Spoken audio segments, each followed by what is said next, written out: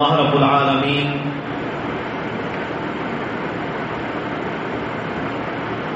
جو معاشرے ترتیب دینا چاہتا ہے ان میں بہت ساری اکائیاں مل کر ایک معاشرہ جنم دیتی ہیں،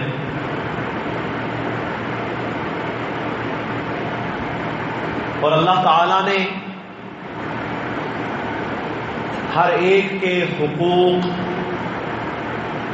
اپنی پاک کتاب میں نازل کیے اور اپنے نبی صلی اللہ علیہ وسلم کے ذریعے ہم تک پہنچائے ہیں۔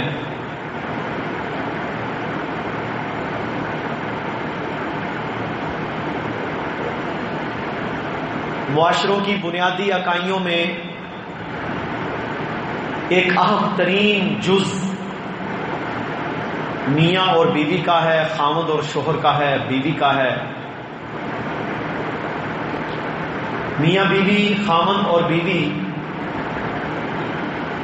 کے ایک دوسرے پر حقوق کے حوالے سے اکثر بر صغیر پاک و ہند کی سوسائٹی افراط و تفریط کا شکار ہے۔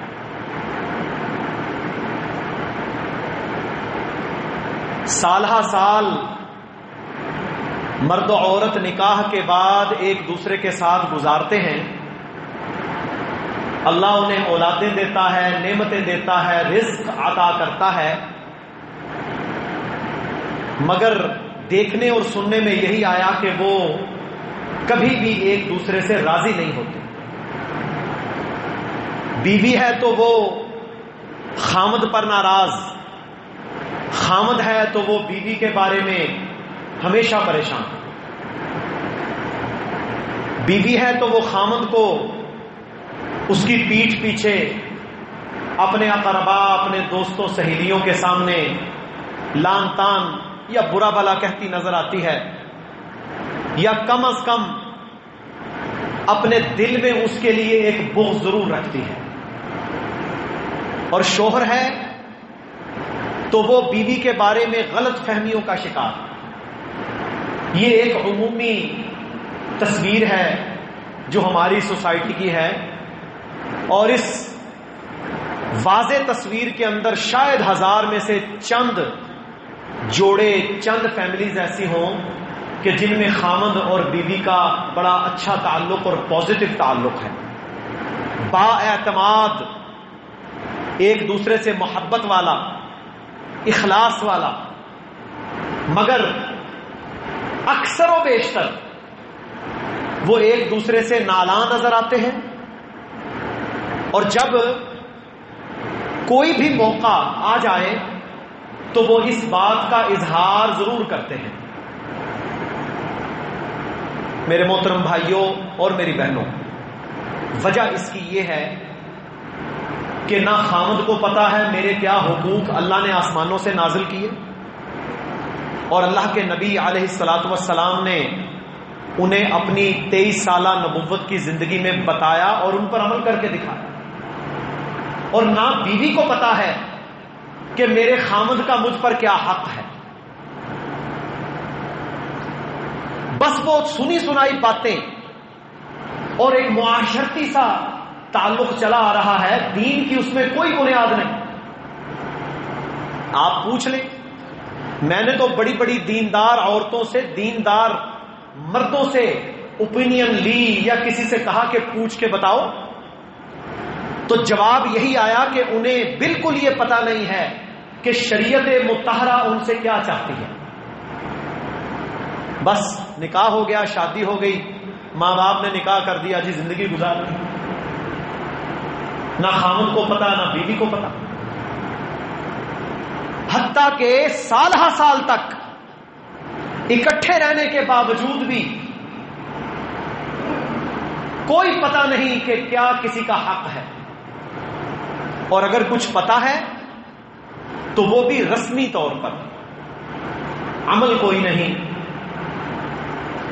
تو میرے محترم بھائیوں اور بہنوں، یہ ایک بڑا اہم موضوع ہے، اور میں چاہتا ہوں کہ اس پر کچھ نقطے آپ کے سامنے بیان کیے جائیں۔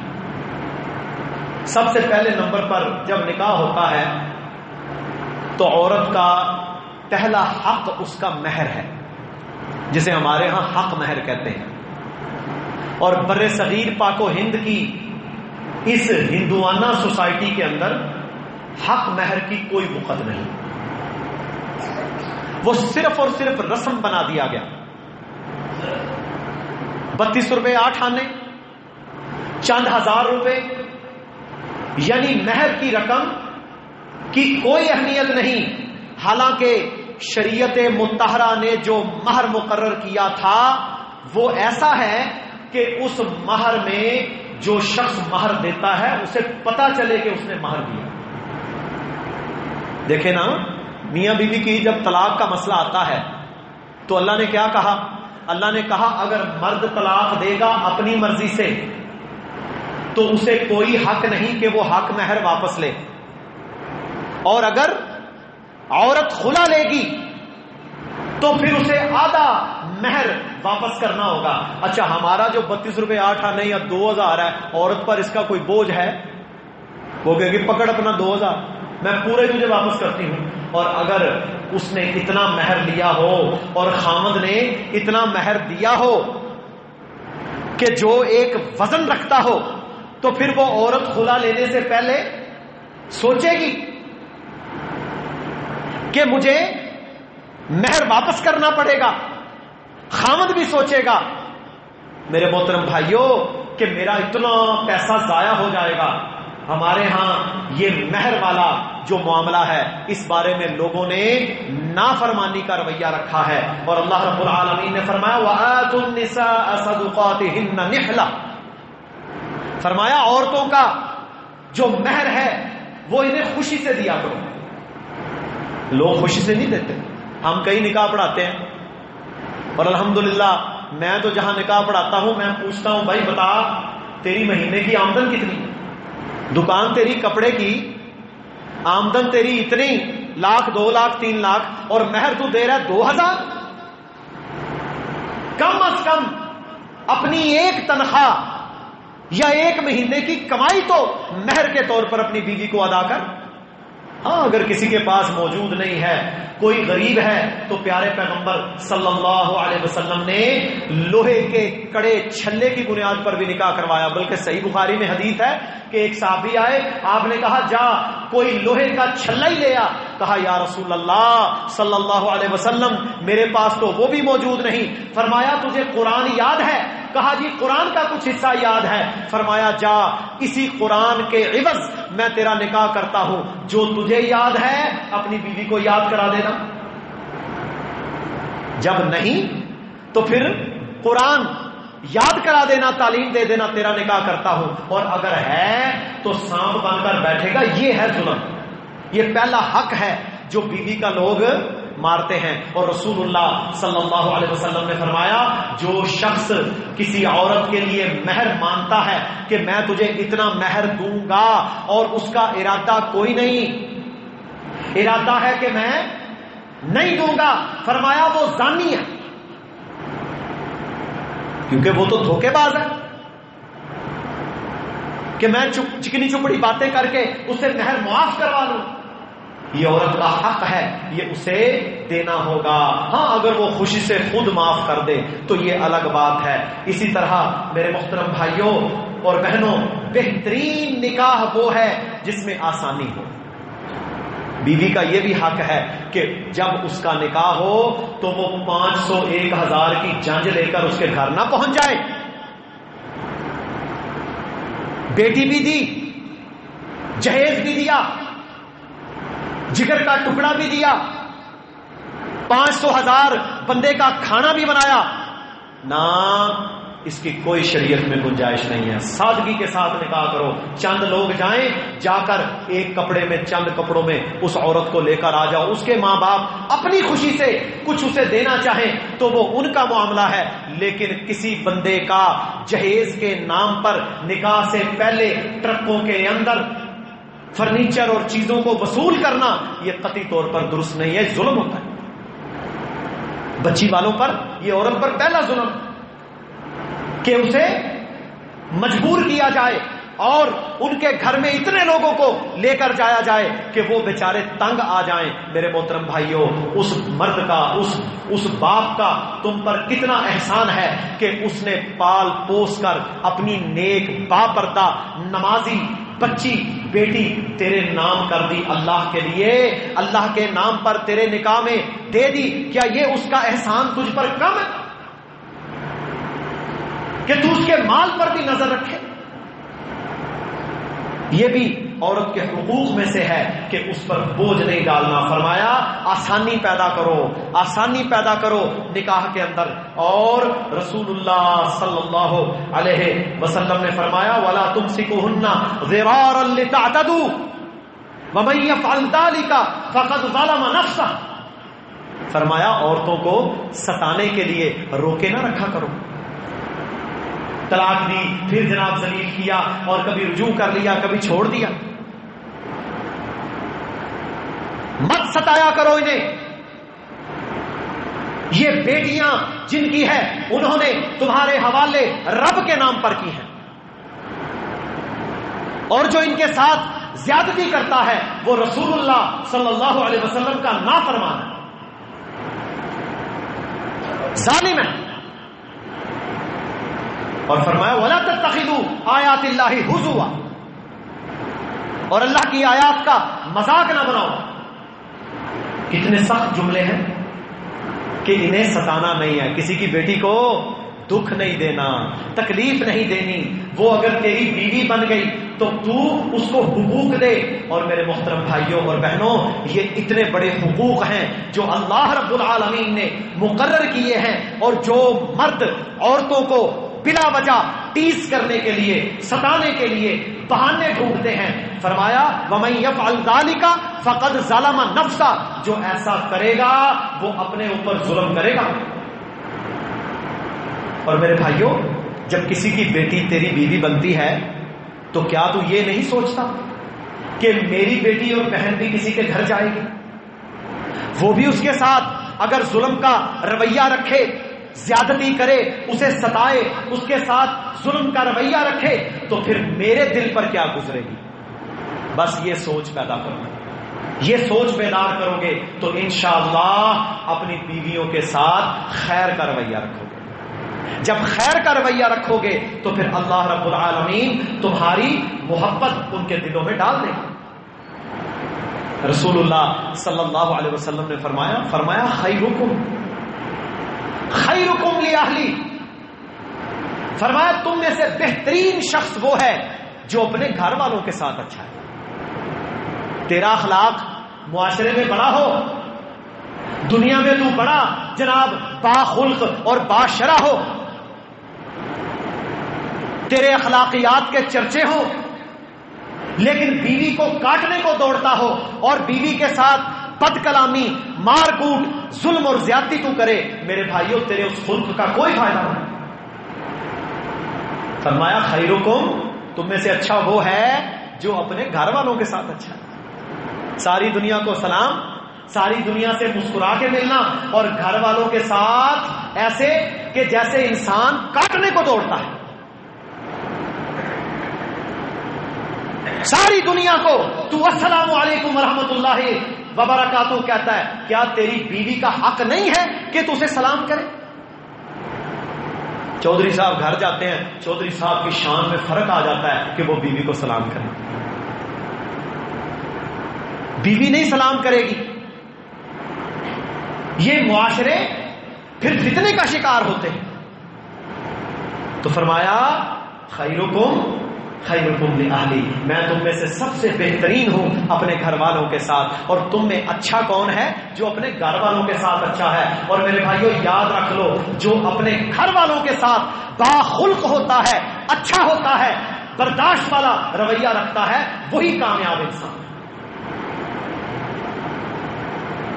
اور پھر اللہ نے کیا فرمایا کہ اس تیری بیوی کا، تیرے بچوں کا نام و نفقہ اس کا تو ذمہ دار ہے. ہمارے ہاں کیا ہے؟ جا کے ابے سے لے کے، تیری جب شادی ہو گئی تو تیری بیوی کا علاج، معالجہ، کپڑے، نان و نفقہ سب کچھ تو پورا کرے گا. جتنی تجھ میں توفیق ہے.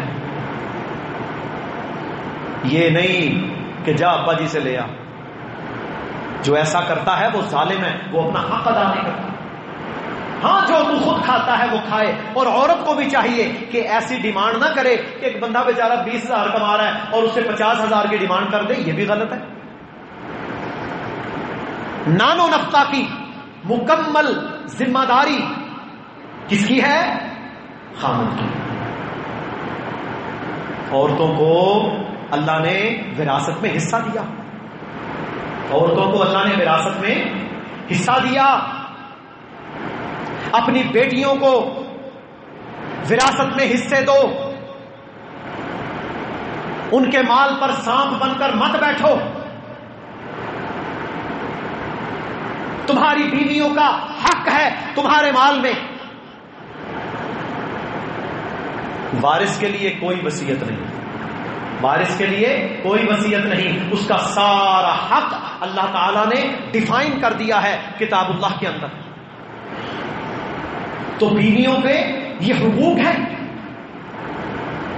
یہ ان کو دینے ہیں. رسول اللہ صلی اللہ علیہ وسلم کی یہ سنت مطہرہ ہے کہ آپ علیہ الصلوۃ والسلام نے جو خود کھایا وہ بیویوں کو کھلایا، انہیں پہنایا، ان کے ساتھ اچھا رویہ اختیار کیا. زیادہ ازواج ہونے کے باوجود قرعہ ڈالتے، سفر میں بھی ساتھ لے کر جاتے. اپنے گھر میں داخل ہوئے امام الانبیاء صلی اللہ علیہ وسلم تو منہ میں مسواک ہے. صفائی. اپنی ازواج کے ساتھ اتنی محبت کہ ام المومنین عائشہ رضی اللہ تعالی عنہا عید کے دن آپ صلی اللہ علیہ وسلم کے کندھے مبارک پر سر رکھ کر وہ پرچیوں کا کھیل جو حبشی کھیل رہے تھے دیکھتی رہی. کہتی ہیں سبحان اللہ، پیارے پیغمبر صلی اللہ علیہ وسلم نہیں اکتائے. جب میں نے کہا اے اللہ کے نبی بس، تو آپ صلی اللہ علیہ وسلم نے کہا ٹھیک ہے چلو. کتنی جدت ہے. فرمایا ابو داؤد میں حدیث ہے کہ امام الانبیاء صلی اللہ علیہ وسلم کا نکاح جب ام المومنین عائشہ رضی اللہ تعالی عنہا کے ساتھ ہوا، آپ صلی اللہ علیہ وسلم نے اپنی بیوی کے ساتھ دوڑ لگائی. ہمارے ہاں کوئی ایسا کرے تو کہیں گے مولوی پاگل ہو گیا. سنن ابو داؤد میں حدیث ہے. فرمایا میرا نکاح اللہ کے نبی کے ساتھ ہوا، رسول اللہ صلی اللہ علیہ وسلم نے میرے ساتھ دوڑ لگائی. میں چھوٹی عمر کی تھی، اللہ کے نبی صلی اللہ علیہ وسلم کی ذرا بڑی عمر تھی، میں دوڑ کر جیت گئی. فرمایا پھر کچھ عرصے کے بعد دوبارہ دوڑ ہوئی تو میرا وزن ذرا بڑھ چکا تھا. امی جان ذرا وزن بڑھ جاتا ہے، تو پھر اللہ کے نبی صلی اللہ علیہ وسلم جیت گئے. یہ میرے بھائیوں 1439 سال پہلے امام کائنات صلی اللہ علیہ وسلم کی سنت ہے. اور ہمارے ہاں کیا ہوتا ہے؟ ہم اپنی بیوی کو اپنے ساتھ لے جانے کو تیار نہیں. بھائی سے کہے گا چل پردے کے مسائل، تو بات یہ ہے کہ بیوی کے ساتھ خوش کپیاں، اچھا خلق، مسکرا کے بولنا یہ جائز نہیں ہے، بلکہ سنت رسول اللہ صلی اللہ علیہ وسلم ہے. ہم اس پر کتنا عمل کرتے ہیں؟ جب تو اپنی بیوی کے ساتھ محبت کرے گا، خیر کا سلوک کرے گا، خوشگپیاں کرے گا، پیار محبت کی بات کرے گا، مسکرا کر اس کو اعتماد دلائے گا، اس کے سر پر ہاتھ رکھے گا، محبت والا، شفقت والا، اسے اعتماد دلائے گا، تو پھر وہ تیرے ساتھ کھڑی ہوگی، تیرے ساتھ دلی محبت کرے گی. اور اگر تو اس کو پاؤں کی جوتی سمجھ کر ہمیشہ دھتکارتا رہے گا اور اپنے آپ کو مرد بادشاہ سمجھ کر اس کو نچلے درجے کی مخلوق سمجھے گا، تو پھر میرے بھائیوں معاملہ خراب تو ہوگا، صحیح نہیں ہو سکتا. یہ حق ہے ازواج کے. ہماری امی خدیجہ رضی اللہ تعالی عنہا، آپ صلی اللہ علیہ وسلم کو امی خدیجہ سے اتنی محبت تھی کہ جب ہماری ماں فوت ہو گئی، آپ صلی اللہ علیہ وسلم جب بھی ان کی سہیلیوں میں سے کوئی بوڑھی عورت دیکھتے تو پیارے پیغمبر صلی اللہ علیہ وسلم اس کی تکریم کیا کرتے تھے کہ یہ میری زوجہ خدیجہ رضی اللہ تعالی عنہا کی سہیلی. گھر کے کام کاج، بیویوں کے ساتھ ہاتھ بٹانا، میرے بھائیو یہ اللہ کے نبی کا عمل ہے، یہ اللہ کے نبی کا عمل ہے. اگر عورت بیمار ہے اور وہ کہتی ہے اپنے خامد کو مجھے پانی کا گلاس دے دے، تو خامد کے ہاتھ پر کوئی وبال نہیں آ جائے گا اگر وہ دے دے گا تو.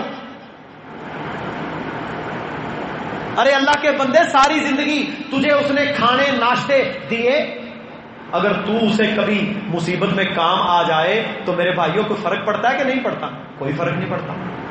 یہ تو اللہ کے نبی کا فعل ہے، اللہ کے نبی صلی اللہ علیہ وسلم کا عمل ہے. یہ چیزیں بدلنا ہوں گی.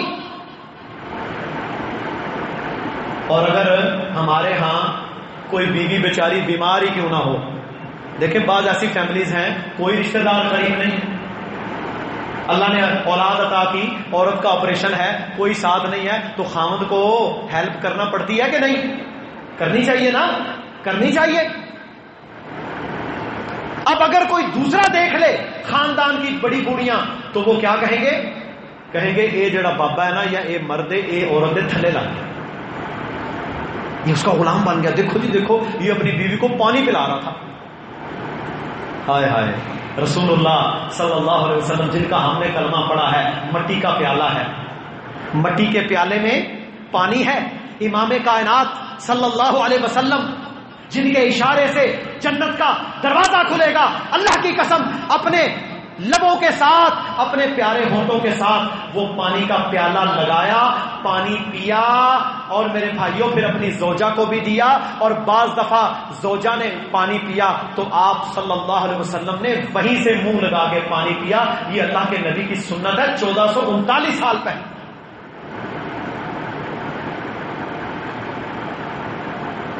اتنی محبت. تو یہ عورت کا حق ہے، جب عورت کو، جب بیوی کو تم محبت دو گے، جب اس کے ساتھ تمہارا رویہ اچھا ہوگا، تو پھر میرے محترم بھائیوں وہ تمہاری بات بھی سنے گی، وہ تمہاری مطیع اور فرما بردار بھی ہوگی. بیوی کو تان کرنا، اس کے ماں باپ کو گالی دینا، بدسلوکی کرنا، مارنا، ہاتھ اٹھانا، ضرب لگانا، تان و تشنیع کرنا، کھانے کے اندر، دیگر چیزوں کے اندر ہمیشہ نقص نکالنا، میرے محترم بھائیوں یہ کسی مومن بندے کا کام نہیں ہوتا. یہ کسی مومن بندے کا کام نہیں ہوتا. جو ایسا کام کرتا ہے وہ مومن نہیں ہو سکتا، وہ نافرمان باغی ہوگا.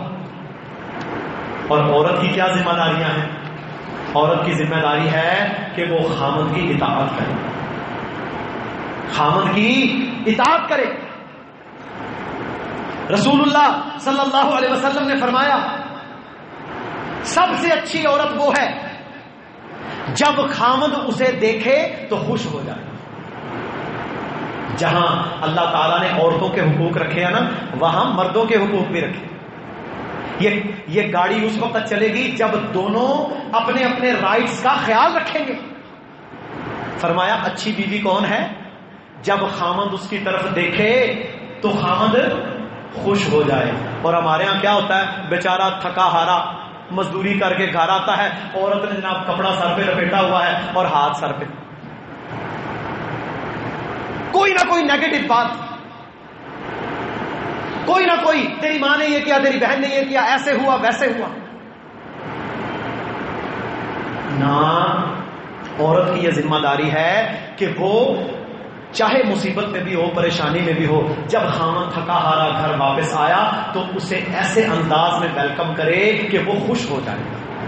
اور میرے بھائیوں یہ ہماری سوسائٹی ہے ساری. آپ اس سوسائٹی میں کتنے پرسنٹ، کتنے فیصد لوگوں کو جانتے ہیں کہ جب گھر میں جاتے ہوں اور ان کی بیوی ان کا استقبال کرتی ہوں؟ اکثر بیچارہ گھر میں داخل ہوتا ہے، بیوی صاحب اپنے کاموں میں مست ہیں، وہ اپنا پانی شانی پی کے بیٹھ جاتا ہے، منہ دیکھتا رہتا ہے، کوئی فکر ہی نہیں عورت کو. اگر عورت اپنے خامد کی خوشی کا خیال نہیں رکھتی تو وہ بھی کبیرہ گناہ کے مرتکب ہے۔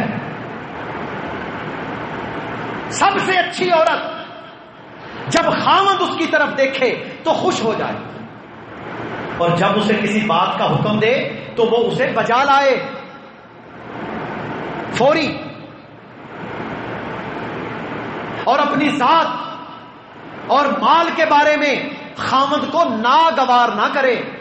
اب یہاں اللہ کے نبی نے حکم کیا دیا ہے کہ اس کی ذات کے حوالے سے کوئی بات اگر خاوند کہتا ہے کتاب و سنت کے مطابق ہو، جائز ہو، تو وہ مانے، اور جو عورت کا ذاتی مال ہے چاہے جائے کہ خاوند کا اس پر کوئی رائٹ نہیں ہے، لیکن پھر بھی وہ خاوند کو اس بارے میں ناگوار نہ کرے۔ اور ترمذی میں کیا حدیث ہے؟ فرمایا 3 ایسے لوگ ہیں کہ ان کی نماز ان کے کانوں سے اوپر نہیں جاتی۔ 3 قسم کے لوگ وہ ہیں، وہ نماز بڑی پڑھتے ہیں لیکن کانوں سے اوپر، یعنی یہی رہ جاتی ہے، ضائع، برباد۔ پہلا کون سا شخص ہے؟ بھاگا ہوا غلام۔ جو غلام اپنے مالک سے بھاگ جائے، فرمایا جب تک وہ واپس نہیں آ جاتا اس کی کوئی نماز قبول نہیں۔ اور دوسرا وہ عورت جو اس حال میں رات گزارے کہ اس کا خاوند اس کے ساتھ ناراض تھا۔ کیا کہتے ہیں؟ فلانے دی بیوی رس کے ٹر گئی ہے۔ کتنی راتیں؟ 6 مہینے، سال منہ بسوڑ کے بیٹھی رہتی ہیں۔ کیا فرمایا؟ فرمایا ایسی عورت جس کا خاوند 1 رات تک بھی اس کے ساتھ ناراض رہے، اس کی نماز کانوں سے اوپر نہیں جاتی۔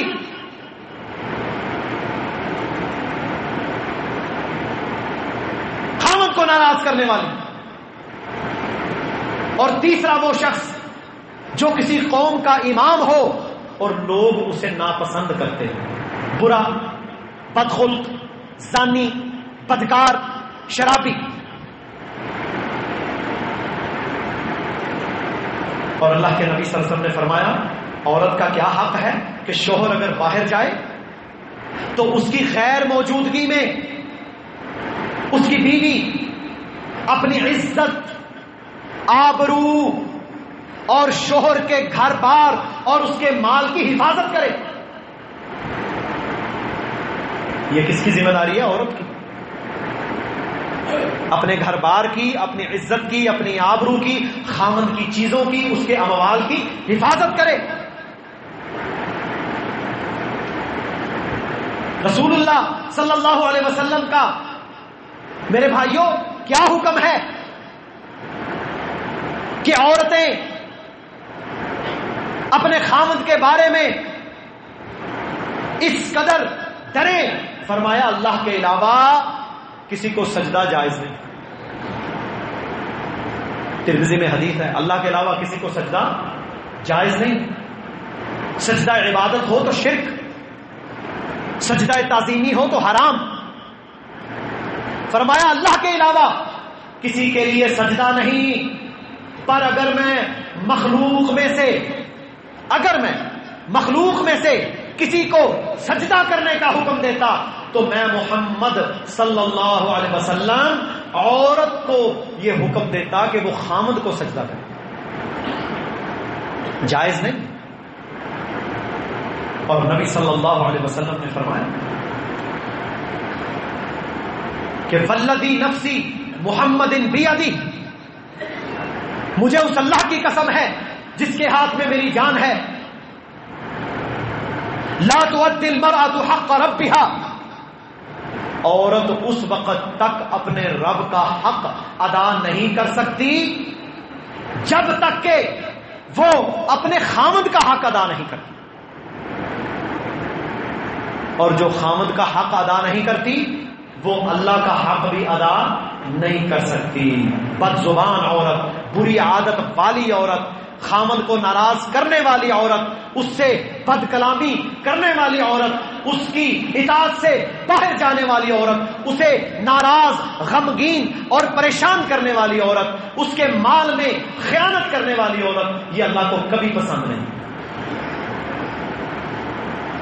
تو اللہ نے یہ حقوق رکھے ہیں میاں بیوی کے ایک دوسرے پر.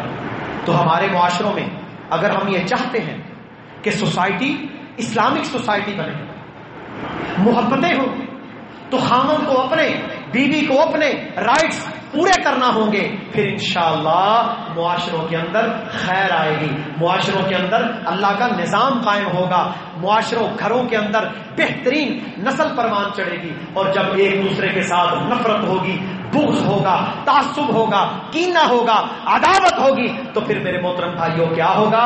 پھر اولادیں بھی وہ ساری نیگیٹو منفی سوچ لے کر پروان چڑھے گی اور معاشرہ مصیبت اور پریشانی کا شکار ہو جائے گا. جیسے کہ کنڈیشنز آج ہمارے ہاں موجود ہیں، طلاق کا ریشو بڑھتا چلا جا رہا ہے، عورتیں خلا اپلائی کرتی چلی جا رہی ہیں، چھوٹی چھوٹی باتوں پر لڑائی ہے، جھگڑا ہے، فتنہ ہے، عورتیں ناراض ہو کر اپنے گھر کے اندر ماں باپ کے پاس چلی جاتی ہیں. خامد ہے تو اس کی زبان پر اپنی بیوی کے لیے خیر کا کلمہ نہیں، عورت ہے تو وہ خامد کی غیبت چغلی کرتی ہے، ایک دوسرے کو سلام کر کے راضی نہیں، ایک دوسرے کے ساتھ مسکرا کے راضی نہیں. رسول اللہ صلی اللہ علیہ وسلم نے فرمایا، اللہ تعالی نے حوا ان کو آدم کی سب سے ٹیڑھی پسلی سے پیدا کیا. فرمایا یہ عورت سیدھی نہیں ہو سکتی. اگر کوئی کہے نا 100% اسے سیدھا کر لے، یہ سیدھی نہیں ہو سکتی. ہاں اگر اس میں ایک بھی خیر کی بات ہے تو اس کی 10 خامیوں پر بھی تم نے صبر کرنا، تم نے صبر کریں. اللہ کے نبی کی بات ہے. اور خامن فرمایا وہ خامن جو اپنے بیوی بچوں کے ساتھ برا ہو، اللہ کے نبی صلی اللہ علیہ وسلم نے فرمایا وہ خیر والا نہیں ہے. خیرکم، فرمایا میں اپنے گھر والوں کے ساتھ سب سے بہتر ہوں، اور جو اپنے گھر والوں کے ساتھ بہتر نہیں ہے وہ کبھی بھی باہر والوں کے ساتھ بھی بہتر نہیں ہو سکتا. تو یہ چند موٹی موٹی سی گزارشات ہیں میاں بیوی کے حقوق کے حوالے سے. اللہ تعالیٰ سے ہم دعا کریں اللہ تعالیٰ ہم سب کو عمل کرنے کی توفیق عطا فرمائے، اور یہ گاڑی اچھے طریقے سے اس وقت چلے گی جب ہم اللہ کے حکموں کے مطابق اپنی زندگیاں گزاریں گے. وآخر دعوانا ان الحمدللہ رب العالمین.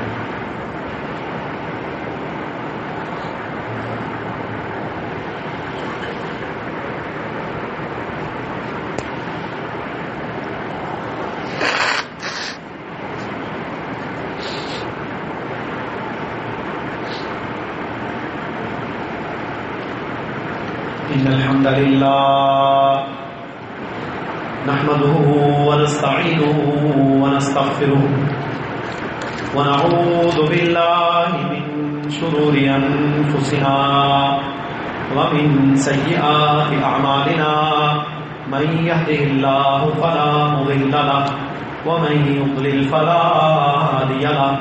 أشهد أن لا إله إلا الله وحده لا شريك له وأشهد أن محمدا عبده ورسوله. أما بعد. محترم بھائیوں،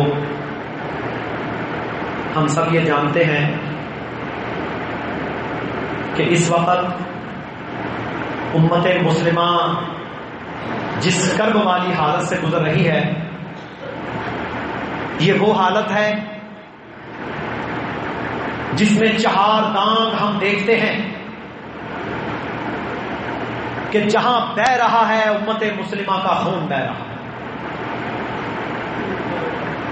آج سے 2 ہفتے پہلے فلسطین سے ہماری ماؤں بہنوں بچوں کا خون بہا. ان کو ان کے ملک کے اندر غلام بنانے والے، دنیا کی تہذیبوں کے ٹھیکیدار،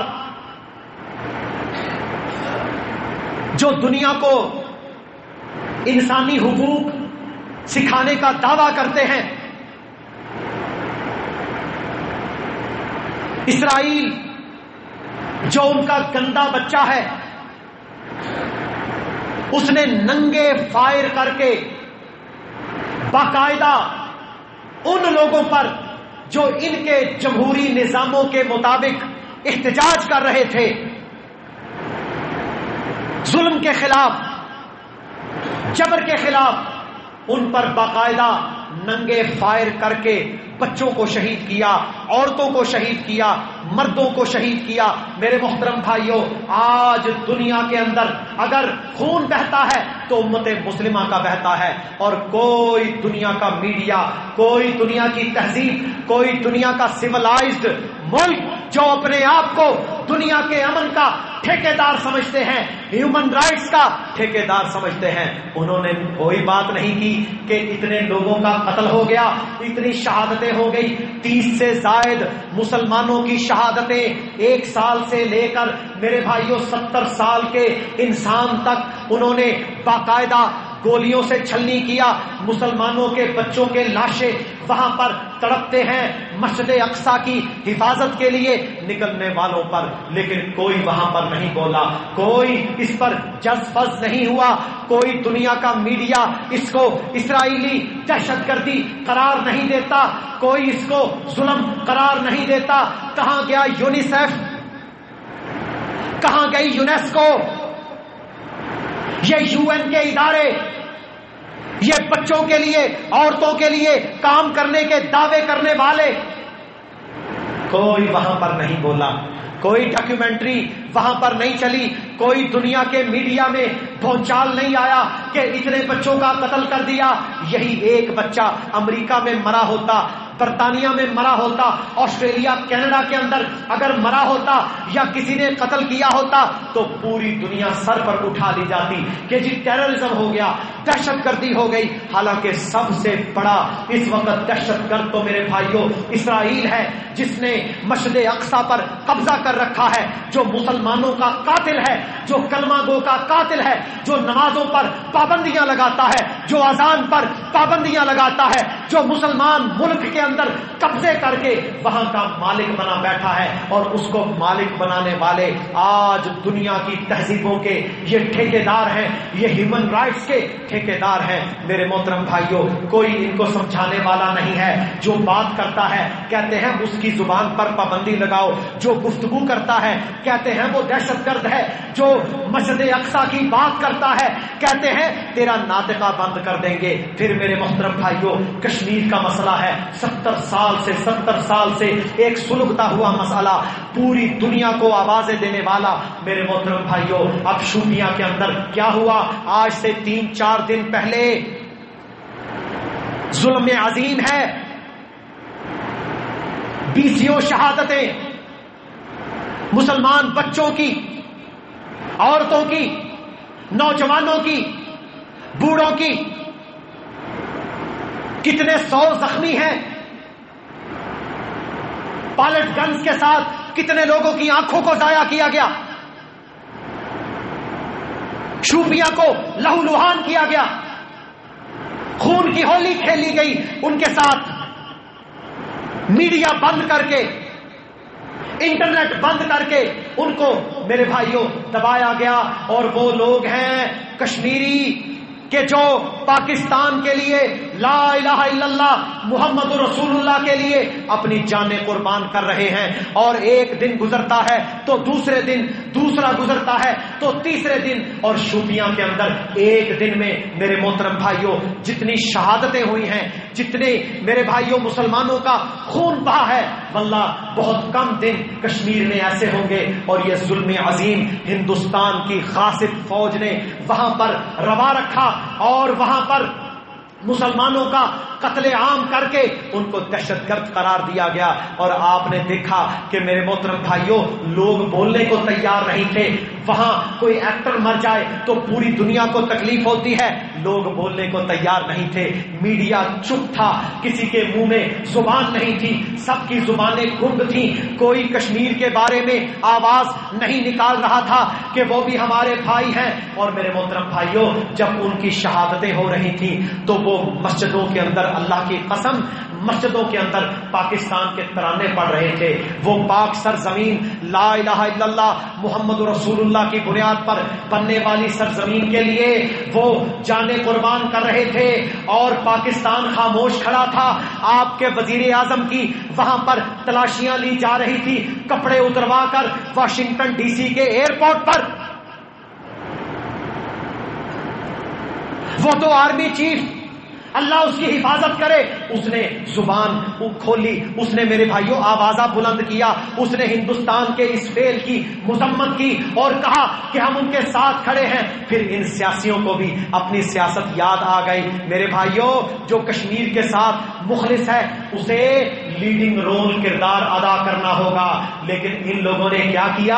انہوں نے یہ کیا کہ جو کشمیر کے لیے آواز بلند کرتا ہے کہا اس پر پابندی لگاؤ۔ حافظ سعید کشمیر کا سب سے بڑا وکیل ہے، کہا وہ جلسہ نہیں کر سکتا، اس کی جماعت الدعوہ کو بین کرو، اس کی فلاح انسانیت کو برباد کرو، ان کو کام نہ کرنے دو، یہ کشمیر کا نام لینے والے ہیں، یہ کشمیر کے لیے آواز بلند کرنے والے ہیں، یہ آواز بلند کرتے ہیں، امریکہ ناراض ہو جاتا ہے، یہ آواز بلند کرتے ہیں، مودی کو تکلیف ہو جاتی ہے۔ میرے محترم بھائیوں، انشاءاللہ کشمیر کا مسئلہ پاکستان کا مسئلہ ہے، ہم ظلم کے خلاف بولتے رہیں گے، ہم جبر کے خلاف ڈٹے رہیں گے، ہم انشاءاللہ اس اپنی شہرت کو آزاد کروانے کے لیے انشاءاللہ محنتیں جد و جہد کرتے رہیں گے، یہ کبھی ختم نہیں ہو سکتی۔ لیکن میرے بھائیوں، دنیا کے تو معیار ہی نرالے ہیں، جو ظالم ہے آج وہ مظلوم بن گئے، آج وہ اپنے آپ کو مہذب سمجھنا شروع ہو گئے، اور جو مظلوم ہے آج ان کو دہشت گرد قرار دے دیا گیا۔ آج کشمیر کا بچہ، فلسطین کا بچہ اگر شہید ہوتا ہے تو کوئی نہیں بولتا، اور وہاں سے آپا آسیہ اندرابی نے کیا کہا؟ ہم اپنا لہو دے رہے ہیں، ہمارے بیٹے اپنا گرم خون پیش کر رہے ہیں، ہمارے لوگ سال ہا سال سے جیلوں میں سڑ رہے ہیں، ہماری بیٹیوں کی عزتوں کو تاراج کیا جا رہا ہے،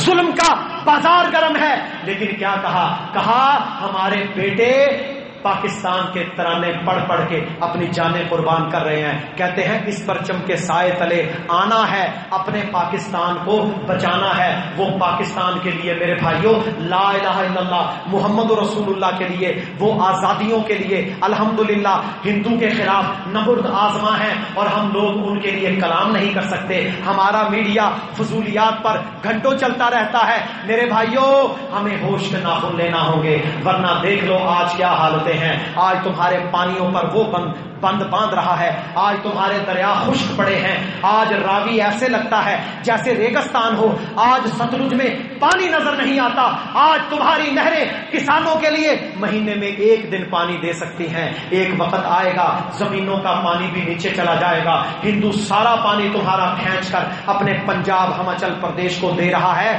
کوئی ہوش کے ناخن لینے کو تیار نہیں ہے، سب کو اپنی اپنی فکر پڑی ہوئی ہے، میری کرسی بچ جائے، میں پاکستان کو یہ کر دوں گا، لالچ کی بنیاد پر۔ میرے بھائیوں، لیڈر وہ ہوتا ہے جو قوم کو ایک منہج پر جمع کرتا ہے، جو ایک منہج پر قوم کو جمع نہیں کر سکتا وہ لیڈر بننے کا کبھی حقدار نہیں ہوتا۔ اور پھر کیا کہتے ہیں؟ جو مخلص ہیں ان کا ناطقہ بند کرو۔ میرے محترم بھائیوں، جو مخلص ہوتا ہے وہ تو ملک کی ریڑھ کی ہڈی ہوتا ہے۔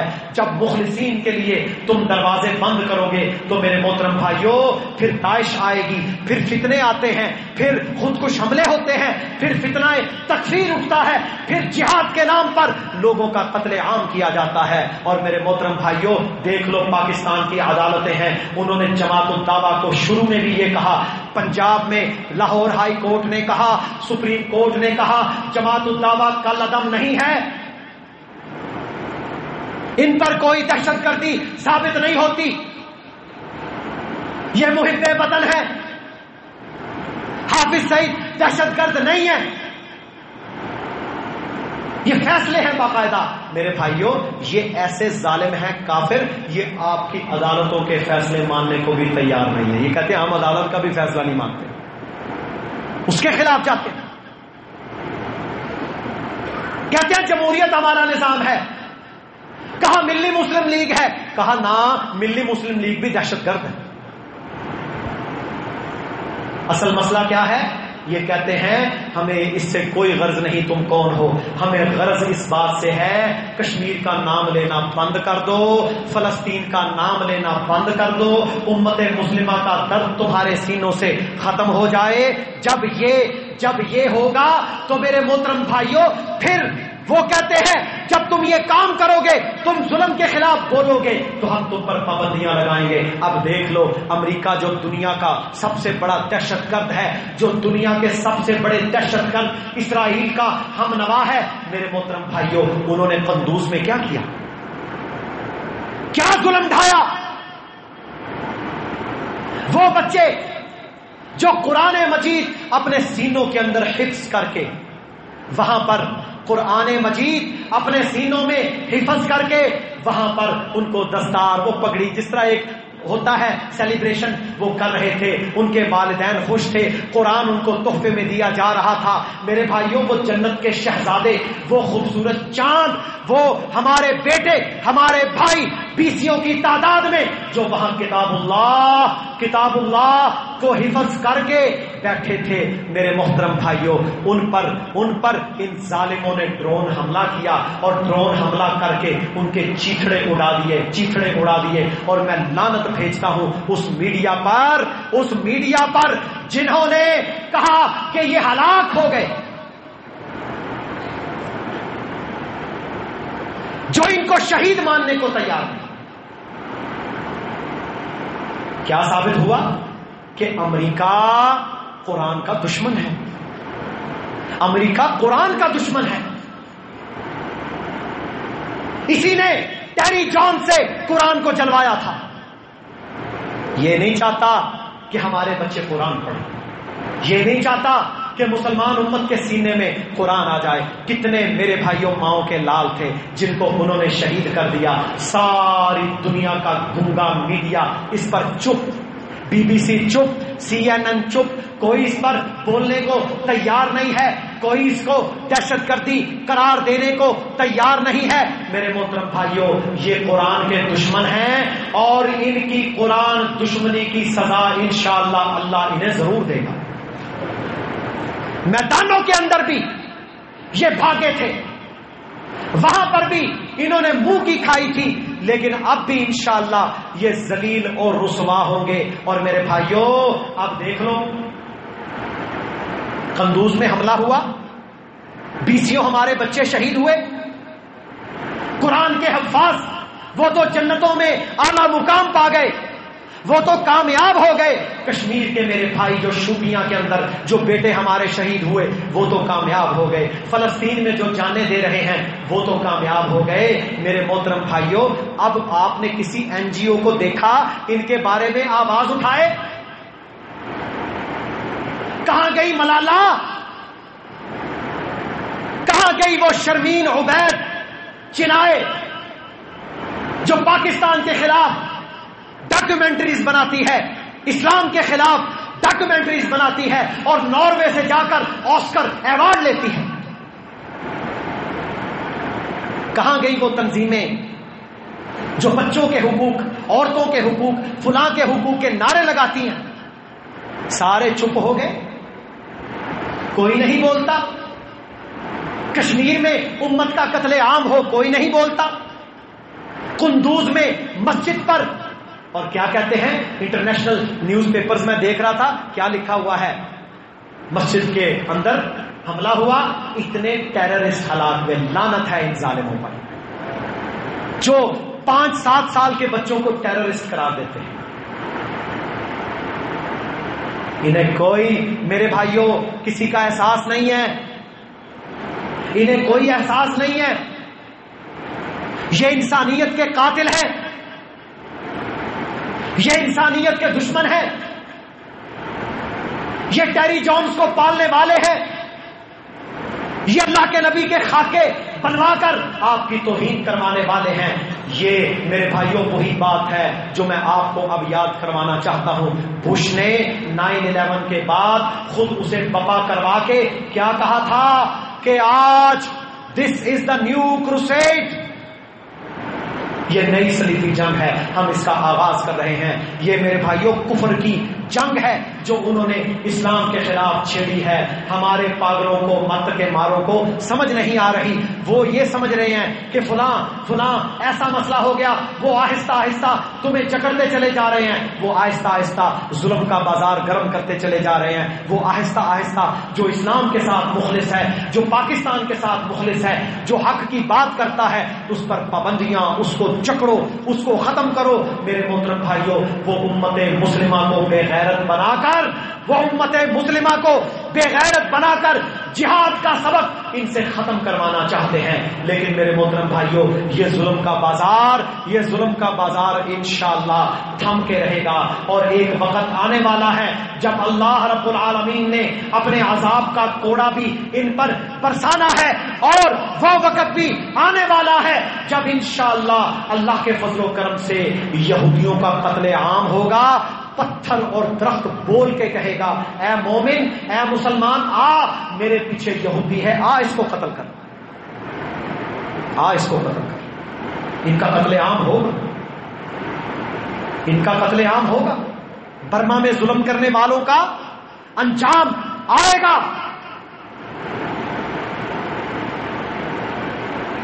کشمیر میں ظلم کرنے والا لالا، ہندو پلیت، اس کا بھی انجام آئے گا. اللہ کے نبی صلی اللہ علیہ وسلم نے ان کا انجام باقاعدہ احادیث کے اندر بیان کیا ہے. فرمایا، عصابتان من امتی احرزهم اللہ من النار، اللہ نے میری امت کی دو جماعتوں کو آگ سے محفوظ کر لیا ہے.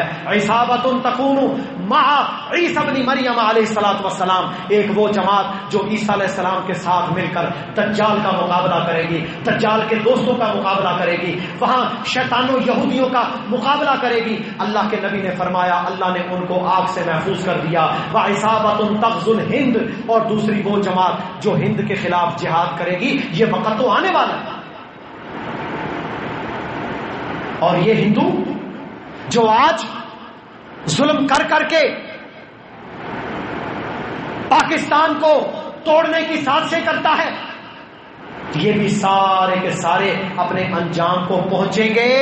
اور ان کے سارے بڑ بڈیروں کو مسند احمد میں اللہ کے نبی نے فرمایا ان کو تم لوگ بیڑیوں میں جکڑ کر قیدی بنا کر لے کر آؤ گے. تمہارے لشکر وہاں پر جائیں گے، وہاں پر جا کر ان ظالموں کا قلا قما کریں گے، اور اس بوتی کے دانتوں پر دانتوں کا قتل عام ہوگا، ظلم کا خاتمہ ہوگا، شرک کا خاتمہ ہوگا. اور پھر تم ان کے وڈیروں کو، ان کے سرداروں کو، پنڈتوں کو قتل عام کرنے کے بعد جو بچ جائیں گے تم ان کو بیڑیوں میں جکڑ کر لے کر آؤ گے، اور وہ لشکر جا کر عیسیٰ علیہ السلام کے ساتھ مل جائے گا. یہ بھی ہونا. میرے بھائیوں، ہمیں ہوش کے ناخن لینے، ہماری حکومتوں کو اللہ کا خوف کرنا ہے. یہ نہ ہو کہ وہ ہندوستان کو اپنے سر پہ بٹھا لے.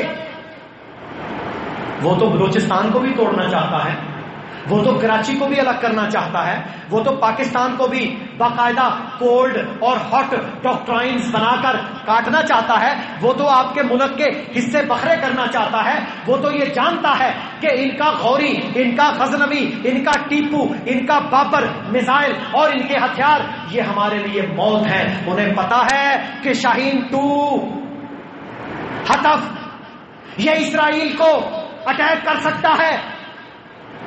انہیں پتا ہے پاکستان کی طاقت جب تک موجود ہے پاکستان غلام نہیں بنے گا. کہتے ہیں اس کی طاقت کو توڑو، گریٹر بلوچستان بناؤ، پختونستان بناؤ، پنجاب ظالم ہے، پنجابیوں کو قتل کرو. نہ میرے بھائیوں، ہم انشاءاللہ نہ پہلے ان کا یہ منصوبہ کامیاب ہونے دیا تھا، نہ اب ہونے دیں گے.